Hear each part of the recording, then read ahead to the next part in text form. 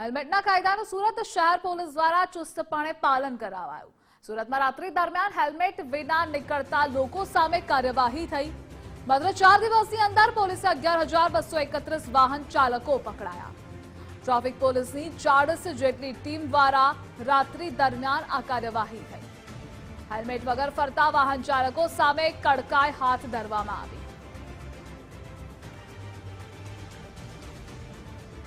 ટ્રાફિકના કાયદાનો ચુસ્ત રીતે અમલ કરાવવા માટે શહેર ટ્રાફિક પોલીસ તરફથી છેલ્લા ઘણા સમયથી કડક કાર્યવાહી છે તે કરવામાં આવી રહી છે। જે પ્રમાણે કાયદો અમલમાં આવ્યો અને ત્યારબાદ છે તે સુરત શહેર ટ્રાફિકની કુલ 40 જેટલી ટીમો દ્વારા એન્ફોર્સમેન્ટની કામગીરી કરવામાં આવી રહી છે। ત્યારે સૌથી ચોંકાવનારી બાબત એ બનીને સામે આવી છે કે માત્ર 4 દિવસની અંદર સુરત શહેર ટ્રાફિક પોલીસ દ્વારા 11,231 જેટલા જે વાહન ચાલકો સામે હેલ્મેટના નિયમનના ભંગ બદલ છે તે કેસો કરવામાં આવ્યા છે।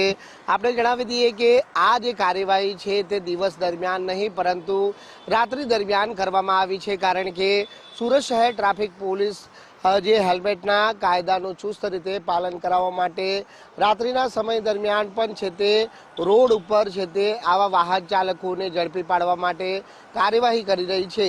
મોટાભાગના દિવસ દરમિયાન છે તે વાહન ચાલકો હેલ્મેટ પહેરી રહ્યા છે અને શહેર ટ્રાફિક પોલીસને સંપૂર્ણ રીતે સહકાર પણ આપી રહ્યા છે, પરંતુ રાત્રિના સમયે કેટલાક વાહન ચાલકો હજી પણ એવા છે કે હેલ્મેટ વિના વાહન હંકારી રહ્યા છે અને આવા વાહન ચાલકો સામે કાર્યવાહી કરવા માટે શહેર ટ્રાફિક પોલીસ તરફથી ખાસ ડ્રાઈવ રાત્રિના સમયે પણ ચલાવવામાં આવી રહી છે।